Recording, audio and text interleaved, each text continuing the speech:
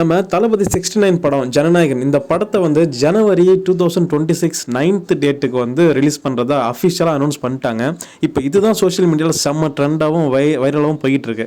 என்ன ரீசன்னா, தீபாவளிக்கு எதிர்பார்த்த படம் பொங்கலுக்கு போகுது. இன்கேஸ் அதை 2026 தான் எலெக்ஷன் வருதுங்கிறதுனால கூட அந்த பொங்கலுக்கே ரிலீஸ் பண்ணலான்னு பிளான் பண்ணியிருக்காங்க. அதுவும் ஒரு நல்ல ஒரு ஆப்ஷன் தான். இது என்ன ஒரு சிக்கல்னா, இப்போ தான் ரீசெண்டாக நம்ம தளபதி கூட சிவகார்த்திகேயன் ஒரு கேமியோ பண்ணியிருந்தார். இப்போது அதுக்கு அவருடைய அடுத்த படமான பராசக்தி வந்து அதே கிளாஷ் 2026 பொங்கலுக்கு கிளாஸ் ஆகுது அப்படிங்கிற மாதிரி ரூமர் போயிட்டு இருக்கு. ஆனால் அது வந்து ரூமர் கிடையாது. அந்த படத்தோட ப்ரொடியூசர் தான் இந்த ஒரு அப்டேட் பண்ணியிருக்காரு. என்னன்னு பண்ணியிருக்காருன்னா, இவருடைய ஓன் ப்ரொடக்ஷன் கம்பெனி அதை டேக் பண்ணி தான் ஹாப்பி பொங்கல் இல்லை பொங்கல் வெயிட்டிங் ஃபார் பொங்கல் அந்த மாதிரி ஒரு டேக் பண்ணியிருக்காரு. அது ஏன் அப்படி பண்ணியிருக்காருன்னு தெரியல. ஏன்னா இவர் விஜய் படத்துக்கு தான் அவர் ஒரு மாதிரி ஒரு செலிப்ரேஷன்னா போட்டிருக்காருன்னா அதுக்கு கேவியான டேக் பண்ணியிருக்கலாம், அப்படின்னா படத்தோட பேரே மென்ஷன் பண்ணியிருக்கலாம். பட் இதெல்லாம் விட்டுட்டு டைரெக்டாக அவருடைய ப்ரொடக்ஷன் கம்பெனி பேரை அட்டாக் பண்ணியிருக்காருன்னா இது ஒரு ப்ரொமோஷன் ஸ்ட்ராட்டஜியாக தான் பார்க்கப்படுது. ஏன்னா அந்த டைமுக்கு ரிலீஸ்லாம் ஆகாது, அவங்க எப்படியாலும் போஸ்ட்மான் பண்ணிவிடுவாங்க.